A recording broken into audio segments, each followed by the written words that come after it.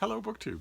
As you know, I leave my email on every video. I ask for just a bare minimum of understanding on your part that I have lots of writing to do, and I also get lots of emails every day because I leave my email on every video. But I encourage you, once you know that, to write to me about any subject under the sun. Tell me how you're doing, bend my ear, a shoulder to cry on, anything like that.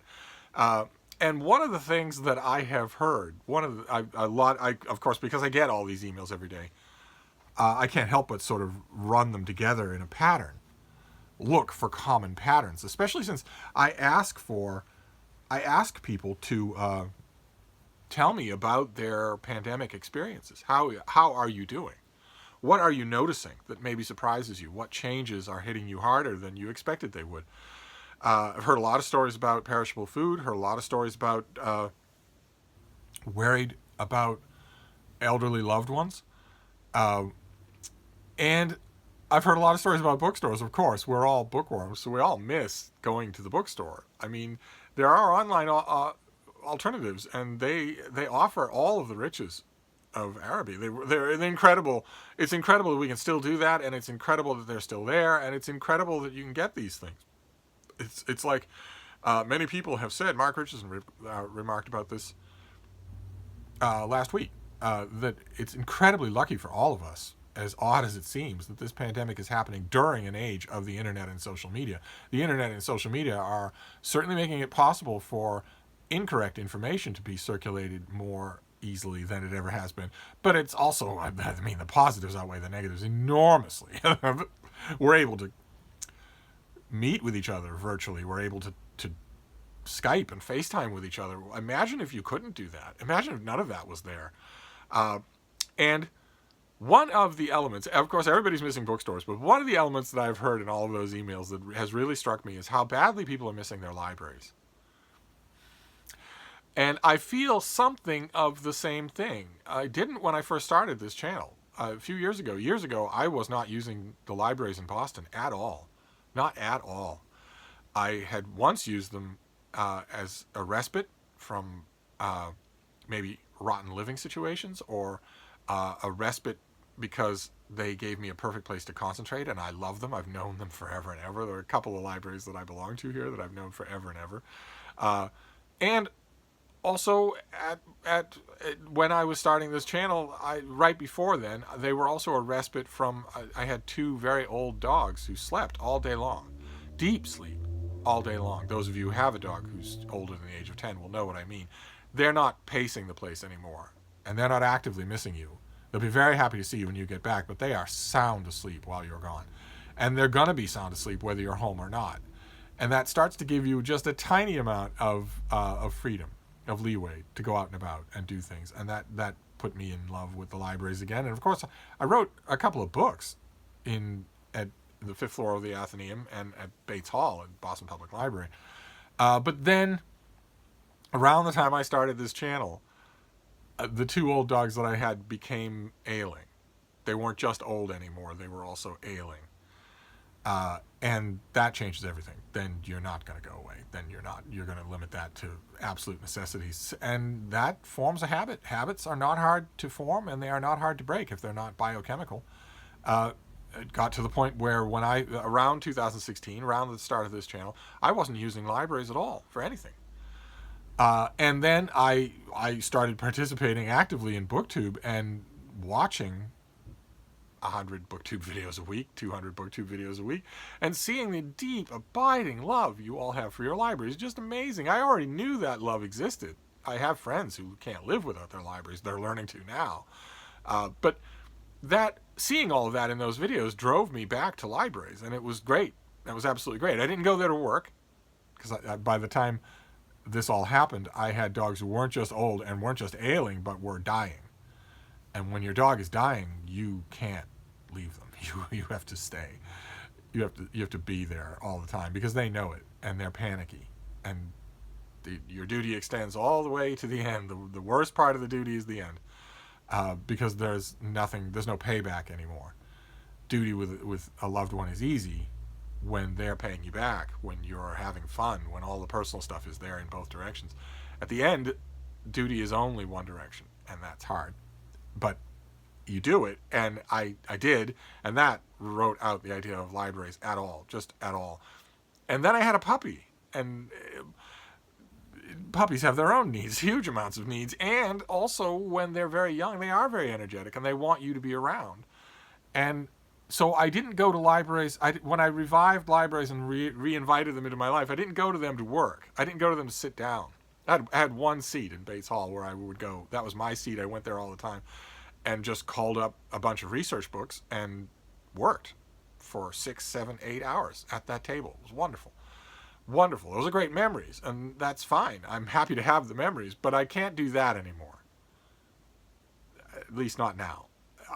So I didn't use my libraries for that, but I started finding all sorts of things to use them for. I looked at all sorts of, the new release section was always half a year behind the new releases that I had seen, but often their new release section would have books from half a year ago that I didn't get, that I didn't read. The library was filling in little holes here and there. That was wonderful. There would be backlist titles that I don't have here at Hyde Cottage, but that I had need for, or that I wanted to reread. Graphic novels, tons of them that I wouldn't bother to buy. I wouldn't buy them because they're gambles, but I might want to read them. In fact, in other words, I discovered libraries again. I couldn't go there and work, but I could go there for every other reason. And that was wonderful. That was absolutely wonderful. So I'm feeling a bit of the feeling that everybody else has mentioned of how they're badly missing their libraries. It's not the same as all of you who've emailed me saying, I used to go to my library every other day. I had a stack of books from the library at any one time. I knew everybody there. I would prowl around and spend time there. It isn't quite that degree for me, but I still miss it. I still very much miss the fact that libraries were back in my life again. I was glad to have them back, and now they're gone. And I want to make a couple of points for this video. It won't be very long, much longer. And that is one of the points that I want to make to you. I'm sure that a lot of you who love your libraries will already know this, but I want to make it anyway, just so it's on my record, so to speak, is that as much as you miss your libraries, your librarians miss you. Believe you me, they miss you. They miss serving you. They miss guiding you. They miss talking to you. They miss seeing you, especially the smaller the library gets. And that brings me to my favorite small library, the Weathersfield Proctor Library in Vermont, which is overseen by our very own Mark Richardson of Richardson Reads, who is the library director, and who, like most library directors in the country, has had to close his doors and try his best to help his patrons virtually, but not in person. And who knows when that will change. I imagine that if your state starts to do really well, in terms of case numbers and flattening the curve and whatnot, then they'd be done in steps. First, the step would be that you would do curbside pickup and things like that. I don't know how long it'll be before your patrons can just come into the library and hang out. I don't know how long that will be. It'd be interesting to see what happens to that whole incredibly familiar pattern. But the reason I bring up the Weathersfield Proctor Library, it's my favorite little library. It's a cute little thing. You should see it. It's one of those amazing things. I'm sure there are plenty of them in the country where the head librarian's personal library in his home is far bigger than the collection of the library that he actually runs for the public. And it's got a wonderful variety. It's a cute old little building. And it's closed. That building is closed. It's tiny little lion versions of Patience and Fortitude from the New York Public Library, and it's welcoming people. That is all closed. Patrons can't go there. And Mark and his staff have been working hard to compensate for that elsewhere, to try to compensate for that elsewhere. And Mark has done me the incredible honor of letting me help. And one of the ways that he came up with to help was to, have an active website, so people can go to the website and be active. I, for instance, have a column on the Weathersfield Proctor Library website. It exists nowhere else. It's original content. It's Ex Libris is the name of the column. I need to get back to doing it regularly because now more than ever people should have that changed as often as possible. And also we were going to do a newsletter, a beautiful printed newsletter we were going to send out far and wide. It was going to be the talk of the state.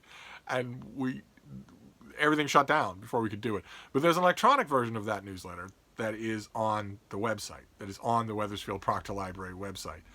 And it also has a long piece by me. And those were fun to write. I think you might, if you're bookish, you might enjoy reading them. And they were done specifically to help the Weathersfield Proctor Library patrons know that they're not alone, that their librarians are still thinking of them and want to help them. And there's been another wrinkle. There's another wrinkle that we're going to explore even more as time goes on. And I wanted to alert you to it because it is video.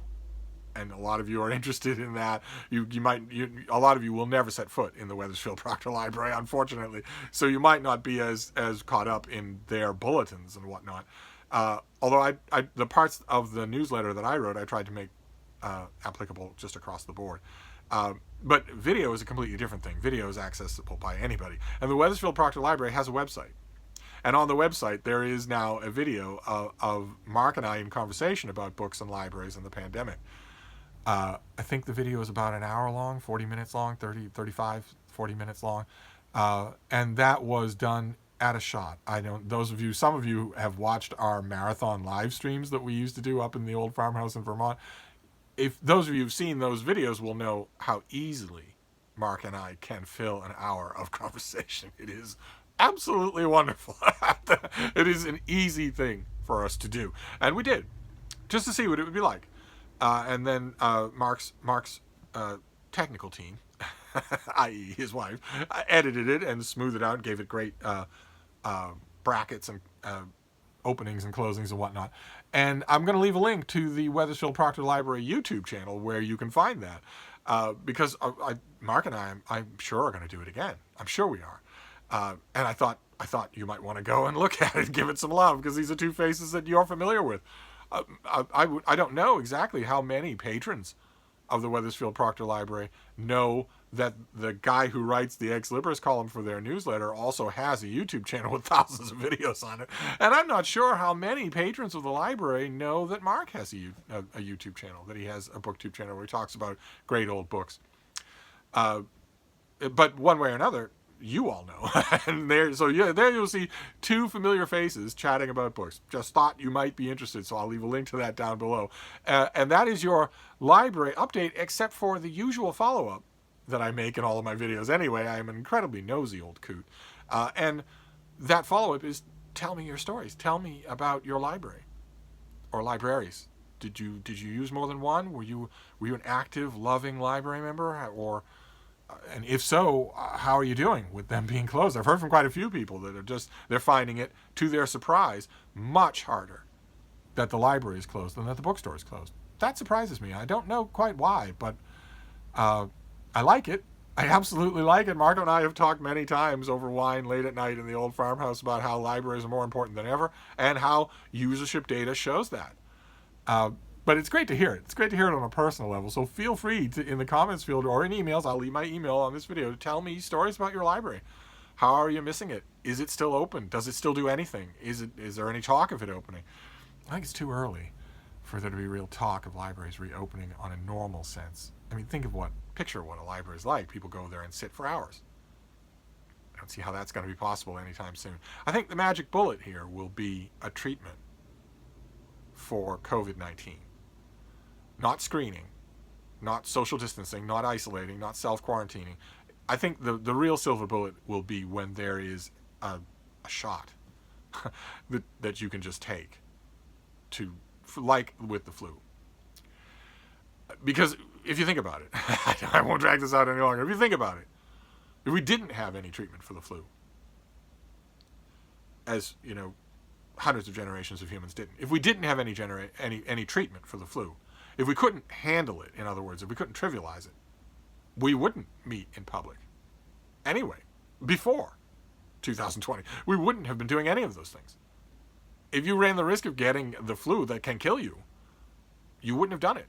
There would have been these social guidelines, cultural, enforced guidelines. They would have existed for all of our lives. That's basically what this thing is. It's a viral infection for which we don't have a handle. A viral infection we cannot treat trivially. And until we can treat it trivially, until you know that if you get this, you can just get a shot and get it get it cured. I don't know if libraries in their full glory will return, but I know right now 3 librarians for my sins. I know 3 librarians. One is the head librarian of a very small library. One is a librarian at a much bigger library in the American South, and one is a librarian at let's just say a church library that he has plenty to do and almost never saw the public anyway. And yet all 3 of them are telling me stories about how they're feeling more and more restive, that they don't get to do their normal thing. So I don't know when that will return. But anyway, I thought I'd leave you. You've got another little library video to watch if you want to, and to invite you to tell me your own stories of your library. Believe you me, when the Boston Public Library reopens, I'm taking you with me. Believe you me. I felt sorry that I didn't do that beforehand. We will do that. We will spend a lot of time at the Boston Public Library. But that will have to wait. So I'm going to wrap this up, but I'll leave links to everything down below. And I'll see you soon. Thank you, BookTube.